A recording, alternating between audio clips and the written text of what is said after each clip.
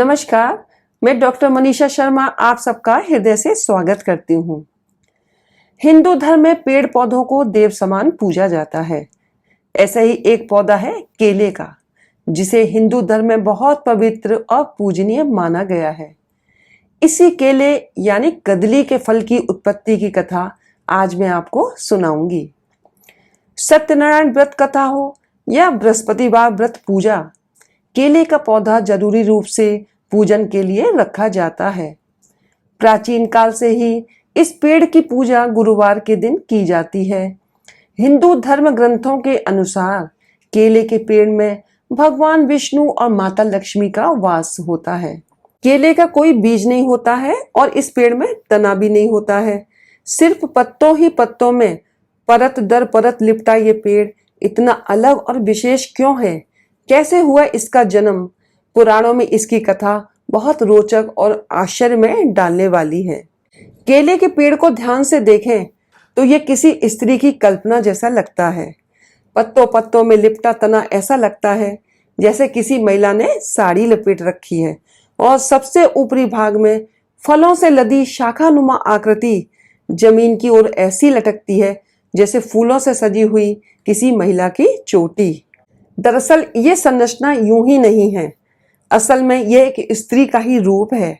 इसका वर्णन पुराण कथा में मिलता है, जिसका संबंध सबसे क्रोधी ऋषि दुर्वासा से है। तो चलिए अपने इष्ट देव को प्रणाम करते हुए आज की कथा का शुभारंभ करते हैं। कदली या केले के पेड़ की कथा। महर्षि अत्रि और उनकी धर्मनिष्ठ पत्नी अनसुईया के 3 पुत्र थे। उनके एक पुत्र का नाम दुर्वासा था, जो महादेव के क्रुद्ध स्वरूप रुद्र के अंश से उत्पन्न हुए थे। दुर्वासा बहुत ही क्रोधी स्वभाव के थे, लेकिन उनके अंदर ऋषि संस्कार बचपन से ही प्रबल थे और वह 5 वर्ष की अवस्था आते आते ध्यान साधना में लीन रहने लगे थे। दुर्वासा के बड़े होने पर महर्षि अत्रि और उनकी पत्नी अनसुईया ने सामाजिक व्यवहारिता को ध्यान में रखते हुए उनके विवाह की सोची। इस मनोकामना से वे ऋषि औरव के यहाँ दुर्वासा का विवाह उनकी बेटी से करने की बात करने के लिए गए। भार्गव वंश में उत्पन्न हुए ऋषि औरव की पुत्री का नाम कंदली था। कंदली बहुत खूबसूरत थी, लेकिन हर लड़का जो उन्हें देखने आता था उनकी तेज जुबान और हाजिर जवाबी को देख वापस लौट जाता। ऋषि और कंदली धीरे धीरे विवाह को लेकर अपनी सारी उम्मीदें छोड़ते जा रहे थे।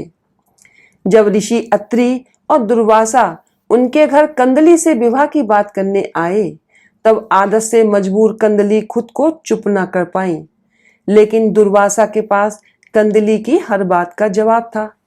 ये देख दोनों को लगा उन्हें उनका जीवन साथी मिल गया है, और इस तरह दोनों का विवाह संपन्न हुआ। ऋषि और दुर्वासा के क्रोधाग्नि को जानते थे और दुर्वासा से पत्नी की भूलों को क्षमा करने की विनती की। दुर्वासा ने 100 गलतियां माफ करने का वादा किया और कंदली के साथ चले गए। गृहस्थ जीवन में धीरे धीरे पति पत्नी में मनमुटाव बढ़ने लगे। एक दिन दुर्वासा कहीं से प्रवास कर कुछ देरी से आए। रात में भोजन के बाद उन्होंने पत्नी से कहा कि मुझे कल ब्रह्म मुहूर्त में जरूर उठा दें। मैं खुद भी कोशिश करूंगा, लेकिन थकान के कारण शायद ऐसा संभव ना हो, और ब्रह्म मुहूर्त में मुझे जरूरी अनुष्ठान करना है। अगली सुबह कंदली की ब्रह्म मुहूर्त में नींद तो खुली, लेकिन आलस के कारण ना तो वह खुद उठी और ना ही दुर्वासा को उठाया। सुबह सूर्योदय के बाद जब दुर्वासा की आंख खुली तो दिन चढ़ आया था। अपना अनुष्ठान न कर पाने के कारण वे कंदली पर बहुत क्रोधित हुए। अपने क्रोध में दुर्वासा ने कंदली को उसे भस्म हो जाने का श्राप दिया। श्राप सुनते समय कंदली को तीव्र विश्वासघात का अनुभव हुआ, मानो दुर्वासा सदैव से यही चाहते थे। जैसे जैसे उसका शरीर दूर जा रहा था, कंदली ने अपने आंसुओं और शोक को छुपाया और सोचने लगी कि क्या दुर्वासा ने कभी उससे सच्चा प्रेम किया था। दुर्वासा की प्रतिक्रिया देखने के लिए कंदली की आत्मा ने यमलोक जाने से पहले थोड़ा इंतजार किया। अपनी गलती को देख दुर्वासा सदमे में चले गए। दुर्वासा ने अपना श्राप वापस लेने की बहुत कोशिश की और भयभीत होकर कंदली की राख को देखते रहे, लेकिन एक बार दिया हुआ श्राप वापस नहीं होता। इस सच्चाई को वे भली भांति जानते थे। अपनी गलती का पश्चाताप करने के लिए दुर्वासा ने खुद को खत्म करना चाहा। कंदली जानती थी कि दुर्वासा के जीवन में अभी बहुत कुछ बाकी है और उनकी ग्लानि देख दुर्वासा को रोकने की कोशिश की, पर दुर्वासा के क्रोध की तरह उनके संकल्प को भी तोड़ना नामुमकिन था। चारों तरफ सन्नाटा छा गया। तभी न जाने कहां से एक सांवले हाथ ने दुर्वासा को रोक दिया। यह कोई और नहीं बल्कि खुद भगवान श्री विष्णु थे।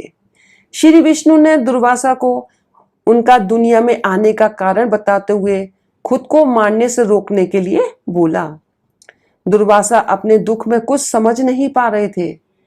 उन्होंने श्री विष्णु को कहा कि कंदली के बिना जीवन एकदम नीरस है और उसका कोई मतलब नहीं है। दुर्वासा श्री विष्णु से बोले कि कंदली उनको दुनिया में सबसे प्रिय थी। दुर्वासा को शांत करते हुए श्री विष्णु बोले कि तुम भी कंदली को सबसे प्रिय थे। श्री विष्णु बोले, कंदली सदैव जीवित रहेगी और अगले जन्म में तुम्हें दोबारा मिलेगी। श्री विष्णु ने वरदान दिया कि उस दिन के बाद से वे हर पूजा और अनुष्ठान का हिस्सा बनेंगी। इस तरह से कंदली के रूप में केले का पेड़ का जन्म हुआ और कदली फल यानी केले का फल हर पूजा का प्रसाद बन गया। यही वजह है कि केले के पेड़ की गुरुवार को पूजा भी होती है और यह भगवान विष्णु को अति प्रिय है। धार्मिक ग्रंथों में यह कहा गया है कि गुरुवार के दिन केले के पौधे का पूजन करने से जीवन में सुख, शांति और वैभव की कमी नहीं होती है। इस कथा को सुनने के लिए धन्यवाद। यदि आपको ये वीडियो पसंद आई हो तो इसे लाइक करें, शेयर करें, हमारे चैनल को सब्सक्राइब करें तथा बेल आइकन को प्रेस करें ताकि आप हमारे आने वाले वीडियोस को भी देख सकें। बोलो भगवान विष्णु की जय हो।